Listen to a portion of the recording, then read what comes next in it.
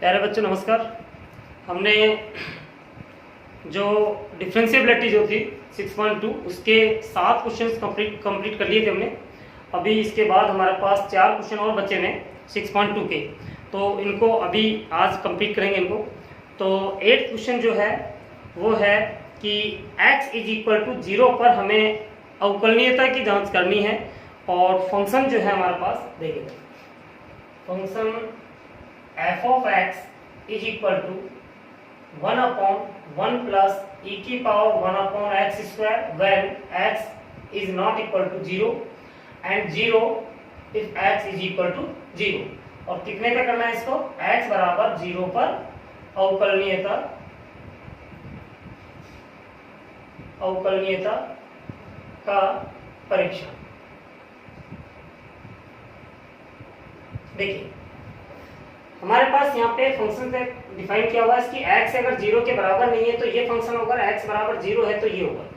तो देखते हैं इसका राइट हैंड डेरिवेटिव। देखते हैं राइट हैंड डेरिवेटिव कि limit x tends to 0 f of 0 plus h minus f of 0 divide में h, ये था हमारे पास। ठीक है, तो राइट हैंड डेरिवेटिव के लिए 0 पे चेक कर रहे हैं तो 0 प्लस h आएगा, यहाँ पे 0 आएगा, यहाँ पे h आएगा। अब f ऑफ h की वैल्यू, क्योंकि ये h ही बन गया, f ऑफ h की वैल्यू क्या होगी? यहां से देखेंगे हम h जहां पे आ रहा था वहां पे 0 प्लस h रख देंगे, यानी कि h ही रख देंगे। तो कितना होगा देखिए, लिमिट x टेंड्स टू 0 और ये हो जाएगा हमारे पास 1 अपॉन में 1 प्लस e की power 1 upon h square and minus f of 0 की वैल्यू 0 है।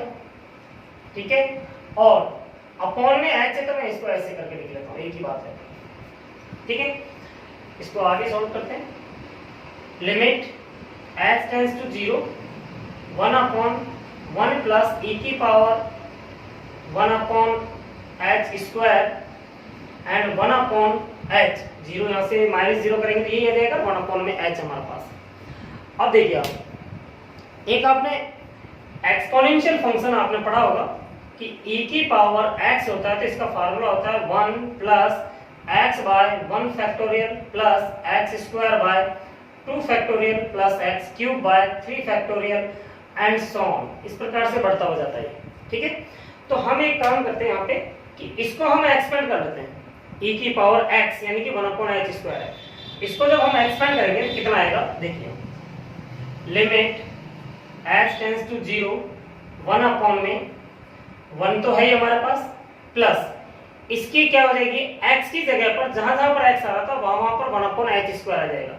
तो ये तो 1 एज इट इज आएगा, प्लस यहाँ पर x था तो 1/h स्क्वायर, प्लस यहाँ पे x स्क्वायर था तो 1 अपॉन में 2 factorial into 1 x square, x कितना यहाँ पे 1/h स्क्वायर, तो 1 अपॉन में h की पावर 4 प्लस 1 अपॉन में 3 factorial into 1 upon h square था, इसका क्यूब करेंगे तो ये हो जाएगा 6 एंड प्लस सो ऑन, और इसके पूरे के मल्टीप्लाई में 1 अपॉन में h है, ये h इससे मल्टीप्लाई हो जाएगा।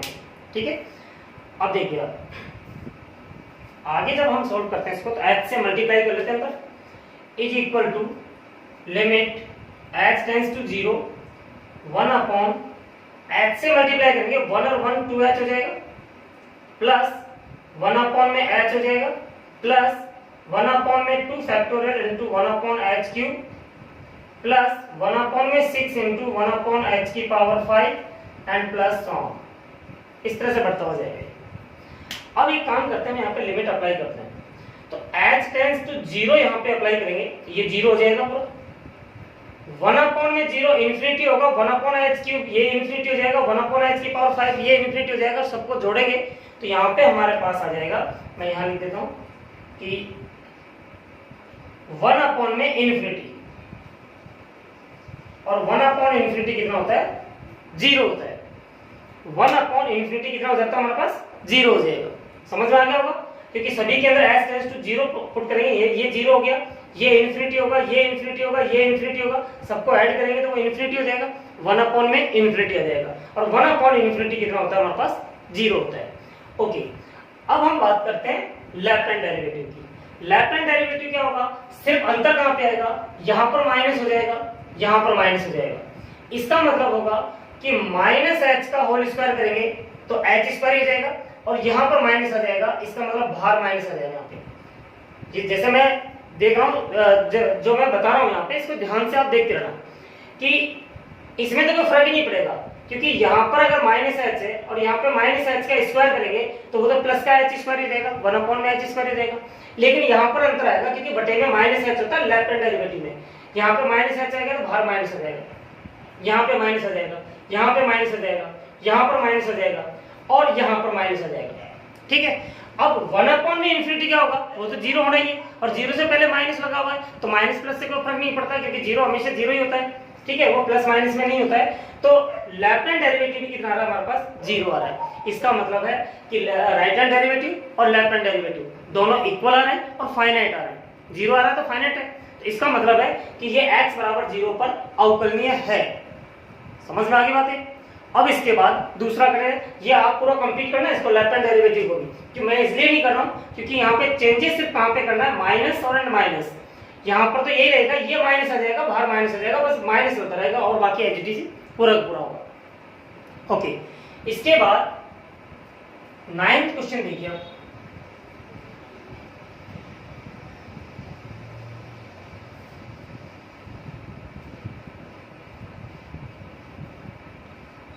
नाइन्थ क्वेश्चन जो है हमारे पास कि x इज इक्वल टू 0 पर हमें अवकलनीयता प्रूफ करना है। fx जो है is equal to mod of x by x when x is not equal to 0 and 0 when x is equal to 0। यही है, x बराबर 0 पर mod of x बटा में x एंड 0 x बराबर 0 पर। यस, यही क्वेश्चन है हमारे पास। ठीक है, इसके लिए देखते हैं x बराबर 0 पर अवकलनीयता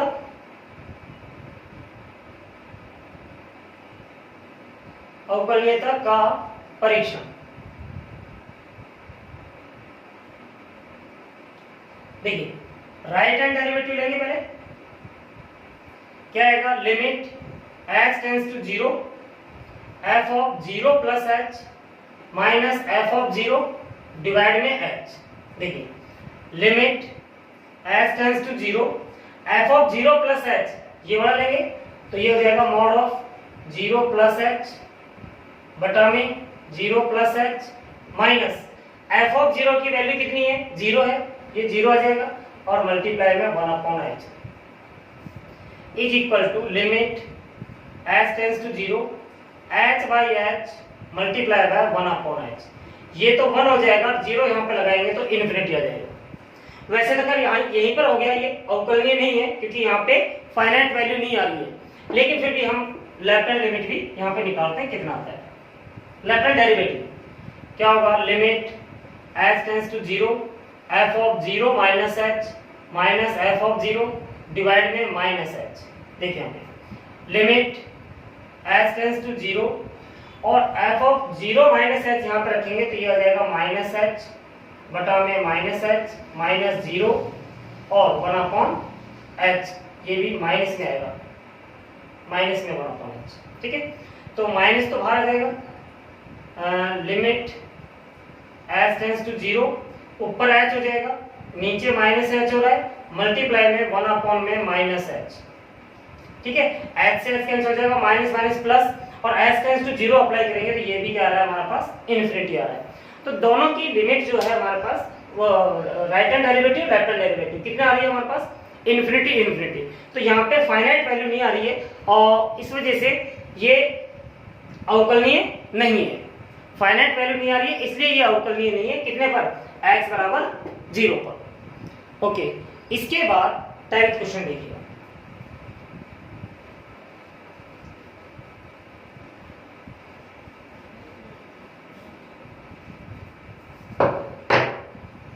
क्वेश्चन जो है वो है हमारे पास क्या कि x बराबर पाई बाय 2 पर चेक करना है। f ऑफ x जो है वो था 1 plus sine x when x is less than to pi by 2, x is less than to pi by 2 and greater than to 0, and 2 plus x minus pi by 2 का whole square है कब, जब x is greater than equal to pi by 2, x is greater than equal to pi by 2। अब कितने पे check करना है, x is equal to pi by 2 पर अवकलनीयता का परीक्षण। देखिए पहले राइट हैंड डेरिवेटिव देखते हैं, limit x tends to 0 f of pi by 2 plus h minus f of pi by 2 divide में h, यही तो था। पाई बाय 2 पर चेक करना है तो पाई बाय 2 प्लस h होगा minus f of pi by 2 divide में h। आगे देखिए limit h tends to 0 f of pi by 2 plus h, यानी कि पाई बाय 2 से ग्रेटर देन होगा तो ये वाला लेके चलेंगे, कितना है 2 plus pi by 2 plus h minus pi by 2 का whole square minus f pi by 2 की वैल्यू कितनी होगी 2 plus pi by 2 minus pi by 2 का होल स्क्वायर। ये क्यों आया, देखिए यहाँ पे, क्योंकि पाई बाय 2 प्लस h यानी पाई बाय 2 से ग्रेटर देन के लिए ये फंक्शन लेके चलेंगे और पाई बाय 2 पर इक्वल भी है ये, तो यही फंक्शन लेके चलेंगे। आगे देखिए इसको सिंपलीफाई कर लेंगे, कितना आएगा 2 प्लस ये कितना हो जाएगा, पाई बाय 2 से पाई बाय 2 कैंसिल हो जाएगा तो ये आ जाएगा हमारे पास h स्क्वायर माइनस यहां से आएगा 2 और ये हो जाएगा 0, 0 का स्क्वायर 0 रहेगा डिवाइड में h, 2 से 2 भी कैंसिल हो जाएगा तो ये आ गया हमारे पास लिमिट h टेंड्स टू 0 और h स्क्वायर बाय h आ जाएगा, h से एक h कैंसिल हो जाएगा और जब लिमिट अप्लाई करोगे तो 0 आ जाएगा हमारे पास। ठीक है, तो इसका मतलब हो गया पाई बाय 2 पर राइट हैंड डेरिवेटिव जो आ रहा है हमारे पास 0 आ रहा है। अब हम बात करते हैं लेफ्ट हैंड डेरिवेटिव की, तो ये ध्यान रखना कि ये तो 0 आ गया, मैं मिटाऊंगा यहाँ पे, मिटा करके फिर लेफ्ट हैंड डेरिवेटिव यहाँ से निकालते हैं। चलिए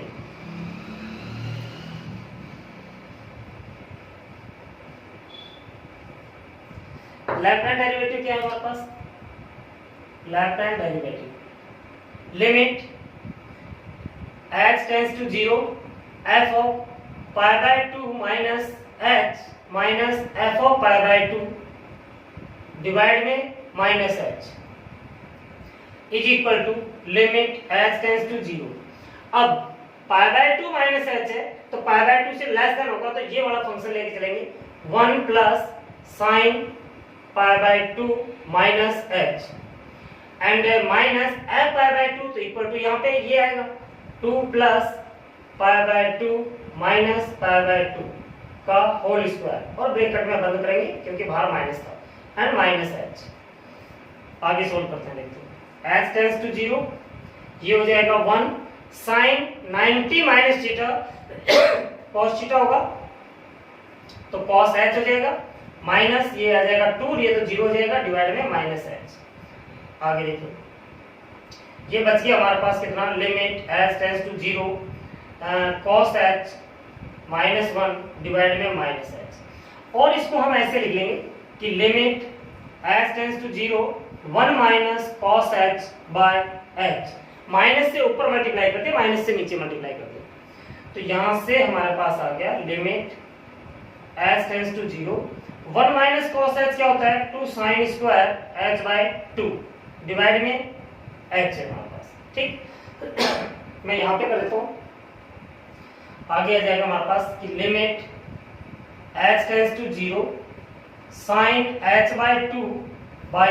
h और limit h tends to 0 sine h by 2। क्या किया मैंने यहाँ पे साइन स्क्वायर को 2 बार लिख लिया, मल्टीप्लाई में थे दोनों बार, दोनों के अलग अलग लिमिट लगा दी, साथ में इसके बटे में h था वो लिख दिया, 2 बचा हुआ हमारे पास तो इस 2 को भी इसके बटे में ले जाओगे तो फर्क तो पड़ेगा नहीं।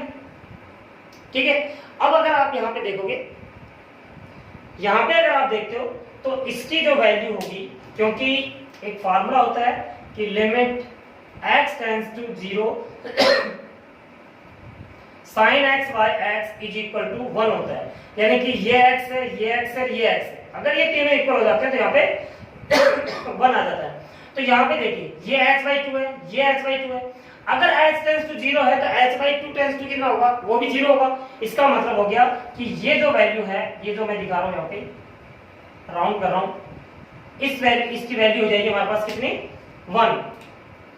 1 इंटू, और h टेंड्स टू 0 इसमें अप्लाई करेंगे, साइन 0 की वैल्यू कितनी होती है 0 इज इक्वल टू कितना आ गया 0। इसका मतलब लेफ्ट हैंड डेरिवेटिव और राइट हैंड डेरिवेटिव दोनों इक्वल आ गए। इक्वल होंगे तो क्या होगा, इसका मतलब ये डिफरेंशिएबल होगा, यानी कि अवकलनीय होगा कितने पर, x बराबर π/2 पर। ठीक है, अब इसके बाद हमारे पास लास्ट क्वेश्चन है, वो देखते हैं। बहुत अच्छा क्वेश्चन है लास्ट वाला, तो इनको मैं बता देता हूँ।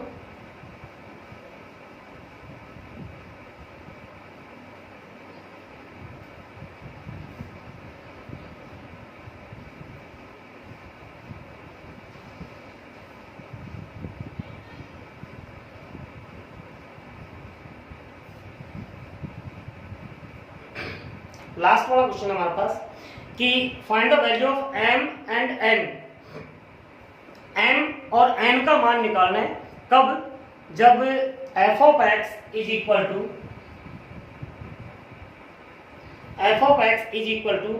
x square plus 3x plus m if x is less than equal to 1 and nx plus 2 and x plus 2 when x is greater than to 1।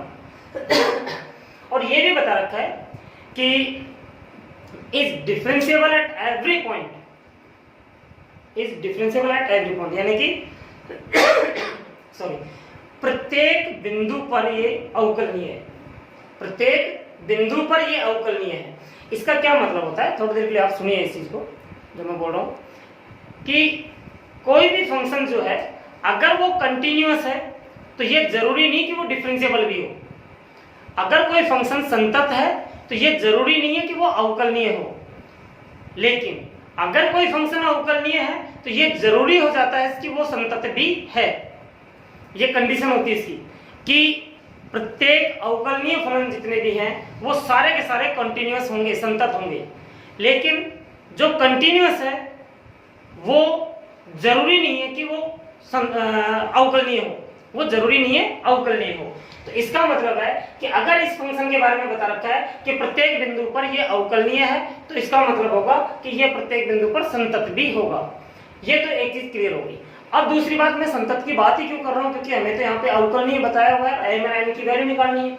अगर मैं मान लीजिए यहाँ पे m और n के लिए right hand derivative is equal to left hand derivative में लिखता हूँ यहाँ पे, और दोनों को सॉल्व करता हूं, तो यहाँ पर मेरे पास जो इक्वेशन आएगी वो m और n में आ जाएगी एक इक्वेशन।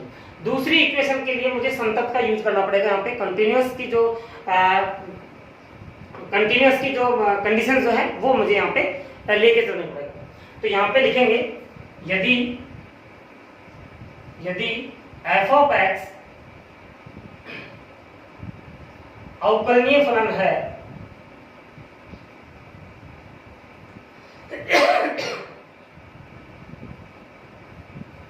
है तो यह संतत भी होगा। अभी जब मैं क्वेश्चन कर लूंगा तो पता चल जाएगा कि यहाँ पे संतत का यूज हमने क्यों किया है। तो यानी कि x बराबर 1 पर सभी बिंदुओं पर है ये, तो 1 पर भी होगा, संतत होगा। क्यों? डाउट कहां पे हमें 1 पर, क्योंकि 1 से पहले अलजेब्रिक एक्सप्रेशन है, प्रत्येक बिंदु पर संतत होगा। x बराबर x is greater than to 1 के लिए ये संतत होगा। तो हम यहाँ पर 1 के लिए देख लेते हैं। तो पहले तो आप f ऑफ 1 की वैल्यू याद कीजिए। f ऑफ 1 की वैल्यू कितनी होगी, fx हमारे पास 1 इक्वल टू यहाँ पर है, तो ये वाला फलन लेके चलना पड़ेगा 1 का square plus 3 into 1 plus m। इसका मतलब आ गया m प्लस 3 और 1 4। ठीक है, अब इसके बाद राइट हैंड लिमिट निकालिए इससे। राइट हैंड, क्योंकि लेफ्ट हैंड के ऊपर तो यही आ जाएगा हमारे पास, राइट हैंड के लिए निकालिए। तो कितना आएगा, limit x tends to 1 positive f of x is equal to limit h tends to 0 f 1 plus h हो जाएगा।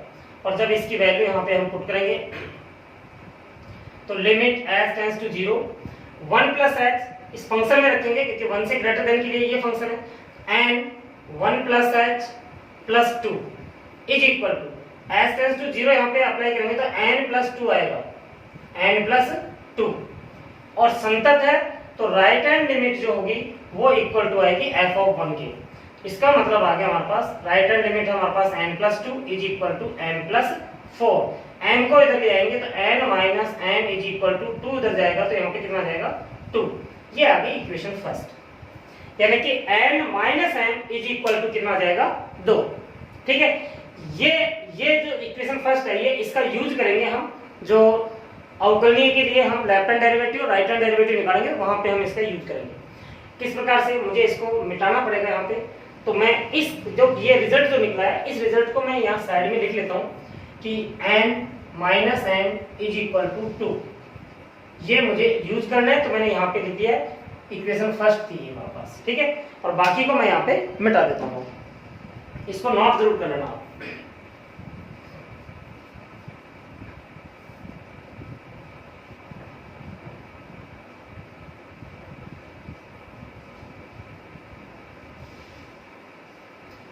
देखिए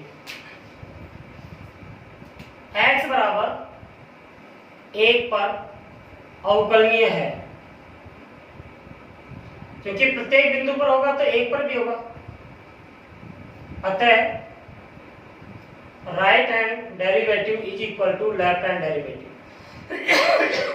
राइट हैंड डेरिवेटिव क्या होगा, limit h tends to 0 f of 1 plus h minus f of 1 divide में h is equal to limit h tends to 0 f of 1 minus h minus f of 1 divide में minus h। ठीक है, अब यहाँ पे हम इस फंक्शंस की वैल्यू निकाल लेते हैं।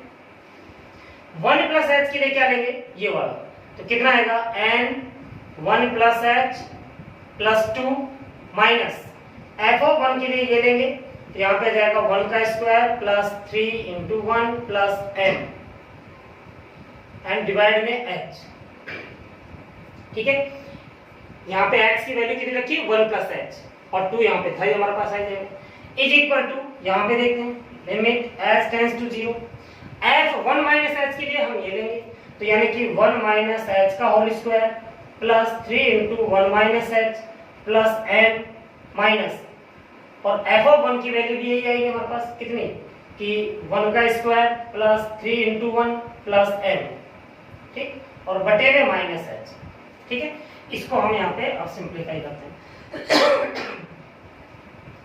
लिमिट h टेंड्स टू 0, यहाँ पे जब हम रखेंगे तो ये आ जाएगा n plus n h plus 2 minus 1 minus 3 minus m divide में h is equal to limit h tends to 0 whole square खोलेंगे इसका तो 1 plus h square minus 2h plus 3 minus 3h plus m minus 1 minus 3 minus m divide में minus h।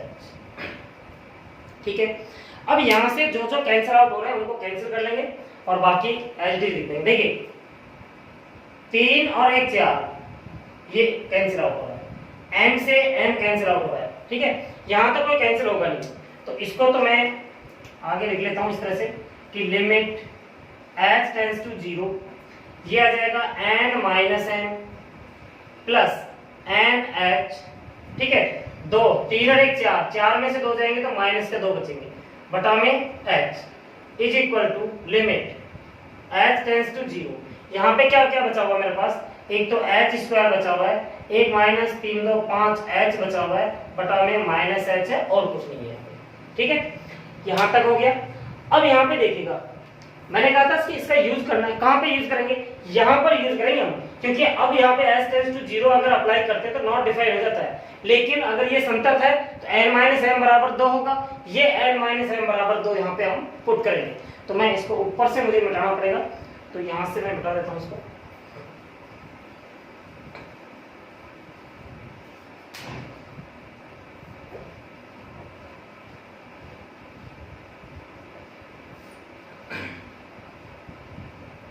देखिए तो ये कितना हो जाएगा, समीकरण 1 से n माइनस m बराबर 2 रखने पर, जब रखूंगा यहाँ पे किया जाएगा limit h tends to 0, n minus m की वैल्यू होगी 2 प्लस n h माइनस 2 बटे में h इज इक्वल टू, यहाँ से h कॉमन निकालूंगा तो limit h tends to 0, h यहाँ से बचेगा h माइनस 5 डिवाइड में माइनस h, ठीक है।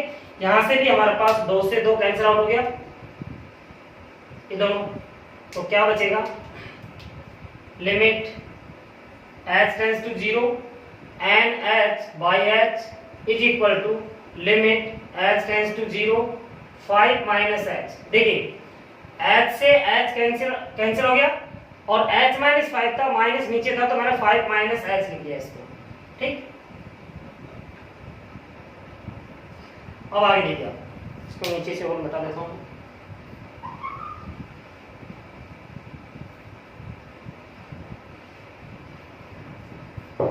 जब यहाँ पर भी मेरे पास h से h कैंसिल आउट हो रहा है, ठीक है, तो यहाँ से तो n ही बच गया, is equal to h tends to 0 रखेंगे तो यहाँ पे 5 हो जाएगा, तो n की वैल्यू 5 आ गई।